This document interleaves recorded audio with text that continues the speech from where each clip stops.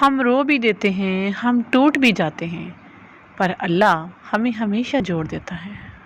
زندگی میں ایسا وقت بھی آتا ہے جب آپ اپنا سارا دماغ، ساری طاقت، ساری ترکیبیں اور ساری صلاحیتیں صرف کر چکے ہوتے ہیں اور پانسا پھینک چکے ہوتے ہیں۔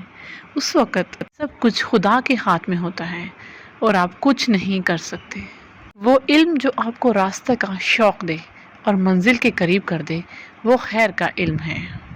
غم کی ایک بڑی خوبی یہ بھی ہے کہ انسان کو نرم کر دیتا ہے اور اپنے حقیقی خالق، رازق و مالک کے قریب کر دیتا ہے۔ محبت خوبصورت نہیں ہوتی، نبھانے والے اسے خوبصورت بناتے ہیں۔ محبت میں ایک چنتے ہیں، باقی سارا جہان چھوڑ دیتے ہیں، کیونکہ یہ ایک شخص ہی سارا جہان بن جاتا ہے۔ علی علیہ السلام نے فرمایا، جب رسی سخت ہو جائے تو سمجھ جائیں کہ ٹوٹنے والی ہے، اسی طرح جب حالات سخت ہو جائیں تو جان لیجئے کہ آسانی آنے والی ہے۔ بے شک ہر مشکل کے ساتھ آسانی ہے۔ دعا کی سب سے بڑی خوبی یہ ہے کہ جہاں دعا مانگنے والا ہے، وہیں دعا سننے والا ہے۔ اگر آپ باآواز بلند دعا مانگیں تو وہ دور سے ہی سنتا ہے، اگر دل ہی دل میں مانگیں تو وہ وہیں میں موجود ہوتا ہے۔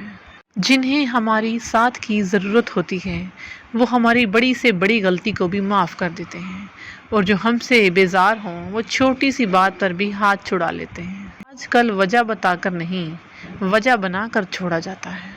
جب دعاؤں اور کوششوں سے بھی بات نہ بنے تو فیصلہ اللہ تعالیٰ پر چھوڑ دو۔ اللہ تعالیٰ اپنے بندے کے بارے میں بہترین فیصلہ کرنے والا ہے۔ دنیا میں بڑی کامیابی عقل مندوں کو نہیں ملتی، بڑی کامیابی ان لوگوں کو ملتی ہے جو کبھی ہار نہیں مانتے اور اپنے ٹارگٹ کو حاصل کرنے کے لیے ہر روز کوشش کرتے ہیں۔ کوشش کرو کہ جس چیز کے لیے تم خود ترس رہے ہو، کوئی دوسرا آپ کی وجہ سے نہ ترسے، پھر چاہے وہ رشتے ہوں، خوشیاں ہوں یا سکون ہو۔ انسان کل بھی دکھی تھا، آج بھی سکھی نہیں ہے، علاج خالق کے قرب میں ہے، لوگ کیوں نہیں سمجھتے۔ جب ہم اپنے خدا کے سامنے توبہ کرتے ہیں تو نہ صرف ہماری توبہ قبول ہو جاتی ہے بلکہ ہم بھی قبول ہو جاتے ہیں اور زندگی آسان ہو جاتی ہے۔